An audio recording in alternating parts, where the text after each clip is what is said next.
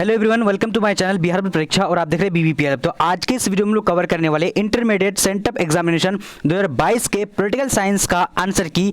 तो आप लोग मिला लीजिए कि कितना आंसर की आप लोग जो मैंने आंसर के सही करके आए हैं, या फिर आप लोग नहीं भी दिए हैं तो आप लोग देख लीजिएगा, क्योंकि यही प्रश्न पत्र आपके एग्जाम में आने वाला है। तो आप लोग पूरी तरीके से देखिएगा और देखिए ये सारा कुछ तो आप लोग जान ही चुके होंगे और यहाँ पर हम लोग बढ़ेंगे 1 नंबर की ओर। चले जिसको पता है तो आप लोग फटाफट से देख करके जवाब भी दे दीजिएगा। तो सबसे पहला प्रश्न देखिए क्या बोला जा रहा है, कह रहा है कि संविधान सभा का 12वां और अंतिम अधिवेशन कब हुआ था।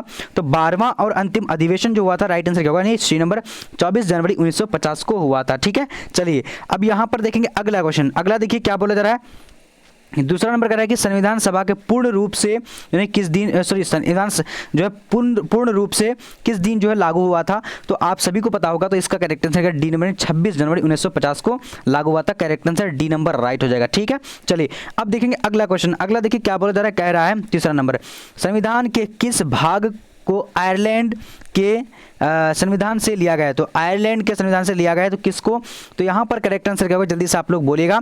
ठीक है जी, तो इसका राइट आंसर क्या हो जाएगा, यानी क्या होगा, इसका थोड़ा सा ना कन्फ्यूजन है, क्योंकि मेरे ख्याल से ये डी नंबर होना चाहिए, लेकिन कुछ मैं 2-3 जगह देखा तो देखिए कन्फ्यूजन है, तो इसको आप लोग छोड़ ही दीजिए। मैं आप लोग कमेंट सेक्शन में पिन कर दूंगा और वेबसाइट में भी इसका आंसर करेक्ट करके दे दूंगा। ठीक है, अब यहाँ देखिए चौथा नंबर देखिए क्या बोला जा रहा है, कह रहे हैं कि संपत्ति का अधिकार भारत में निम्न में से किस वर्ग में आता है। तो चौथा नंबर का करेक्ट आंसर क्या होगा, तो यानी राइट आंसर जो हो जाएगा, जल्दी से बोलना आप लोगों को।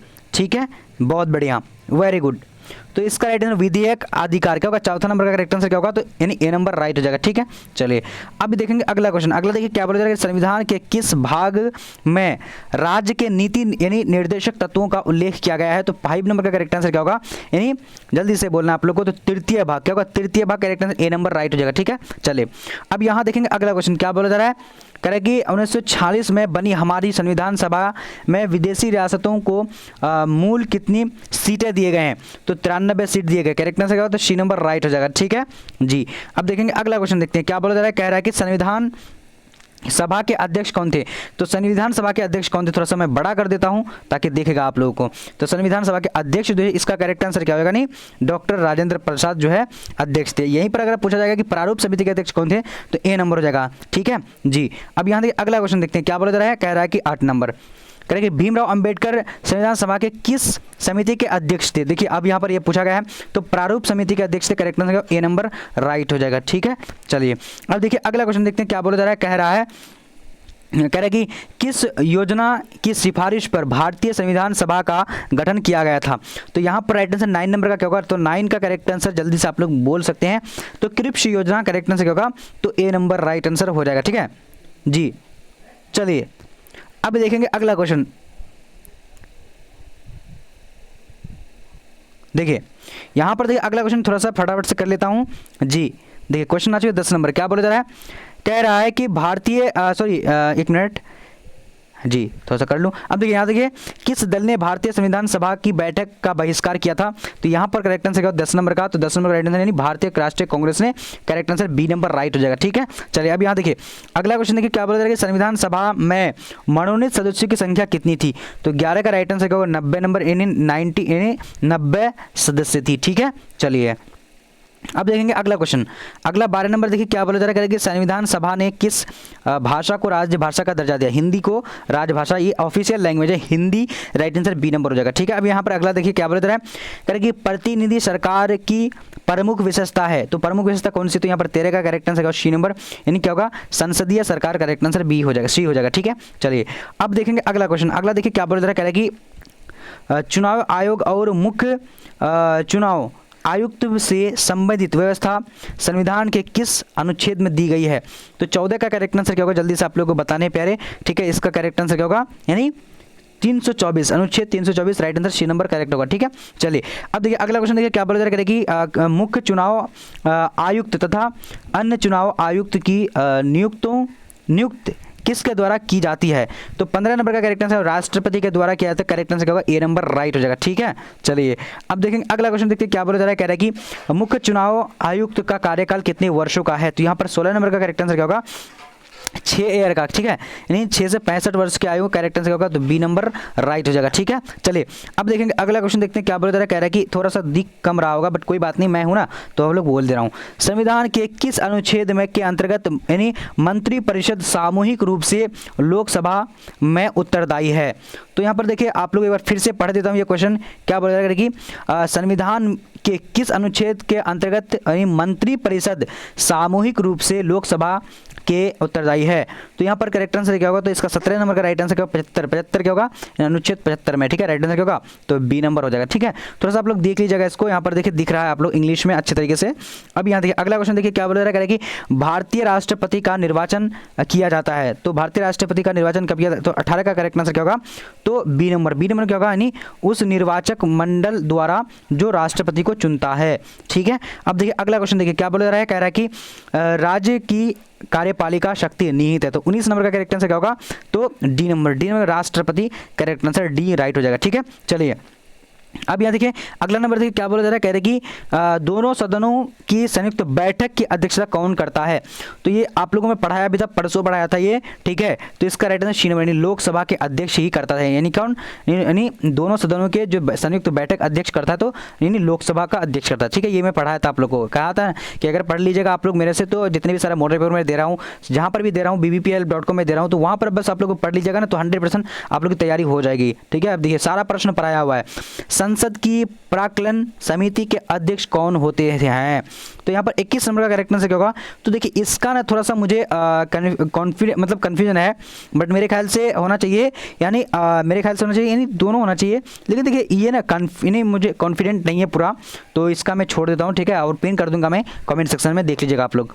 अब देखिए 22 नंबर, देखिए क्या बोला जाएगा कि लोकसभा के कोरम के लिए निर्धारित सदस्य संख्या। तो कोरम के लिए तो 22 नंबर का करेक्ट आंसर क्या होगा? तो यहाँ पर जो है 75 हो जाता है। ठीक है, राइट आंसर सी नंबर होगा। लेकिन थोड़ा सा मुझे लगता है कि ये क्वेश्चन है 75 या नहीं तो फिर 50 लगता है।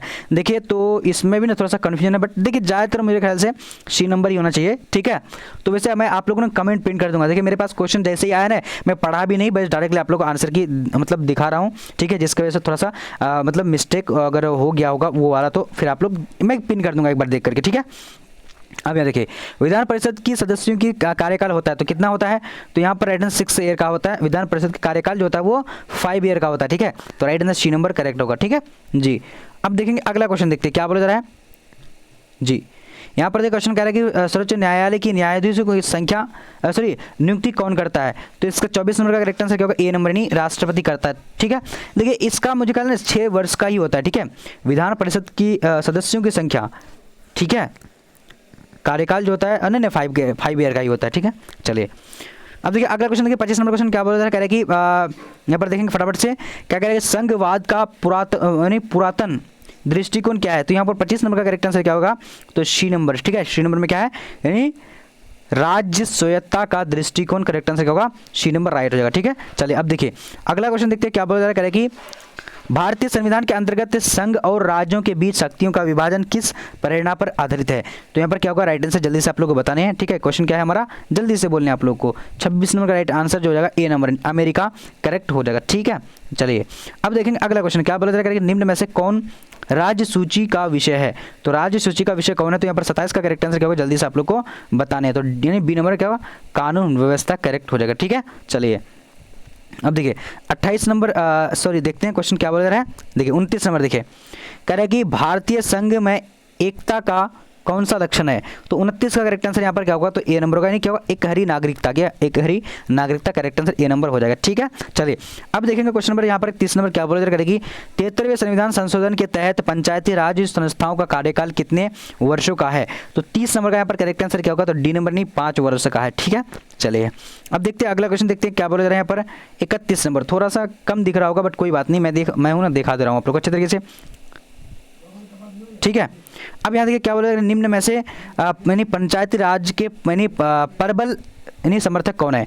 तो 31 का करेक्ट आंसर डी नंबर, इनमें से सभी राइट हो जाएगा। ठीक है, यानी महात्मा गांधी है, उसके त्यागी सिद्धराज है, उस सिद्धराज द्वारा, उसके त्यागी गांधी, ठीक है, गांधी राजीव गांधी है। ठीक है, अब देखिए 33 नंबर देखेंगे क्या, 32 नंबर देखेंगे क्या बोला जा रहा है। कह रहा है कि 73वें संविधान संशोधन द्वारा संविधान में कौन सी अनुसूची जारी की गई है?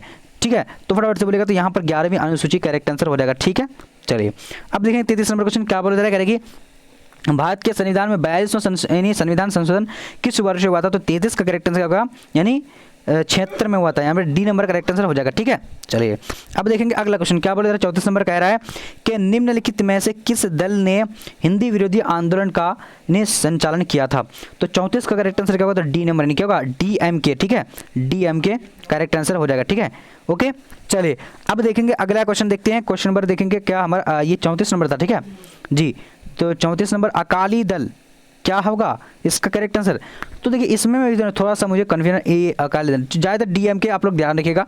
ठीक है, चलिए अब देखिए अगला क्वेश्चन देखिए, बाबरी मस्जिद का विध्वंस जो हुआ था किस वर्ष हुआ था, तो 1992 में हुआ था। तो यहाँ पर correct answer C number right हो जाएगा। ठीक है, चलिए अब यहाँ देखिए क्या बोला जा रहा है, देखिए फटाफट से देखिएगा। लैटिन भाषा यानी जो है लिम्बर शब्द का अर्थ होता है, तो लिम्बर शब्द का अर्थ क्या होता है, तो यहाँ पर आप लोग देखिए फटाफट से बोलिएगा जी, लिम्बर शब्द का जो यानी स्वच्छंदता। ठीक है, तो यहाँ पर देखिए मैं 36 क्वेश्चन अभी तो मैं लेकर आया हूँ आप लोगों के सामने में। ठीक है, तो देखिए पूरी तरीके से जब मैं लेकर आ जाऊँगा तो आप लोग देख लीजिएगा। और यहाँ प्लूटो का न्याय शब्द का अर्थ यानी जो है क्या है, देखिए तो इतना मैं अभी तक तो आप लोगों को दे रहा हूँ, और बाकी जो मैं सारा क्वेश्चन अभी कुछ टाइम में दे दूंगा सारा क्वेश्चन का आंसर। और आप लोग ये थोड़ा सा देखिए इसमें भी थोड़ा सा आप लोग देख लीजिएगा अच्छे तरीके से। और देखिए यानी गूगल में जाइएगा, गूगल में जाकर के BBP हेल्प लिखिएगा, जितने भी सारे क्वेश्चन है मैं पढ़ाया हूँ, यहाँ अभी लेकर आया हूँ, सेंटर में पूछा गया है, वो सारा क्वेश्चन मैं उसमें डला हुआ हूँ, वहाँ जाकर के आप लोग मॉडल पेपर को पढ़ लीजिएगा। ठीक है, तो चलिए आज का वीडियो इतना तक।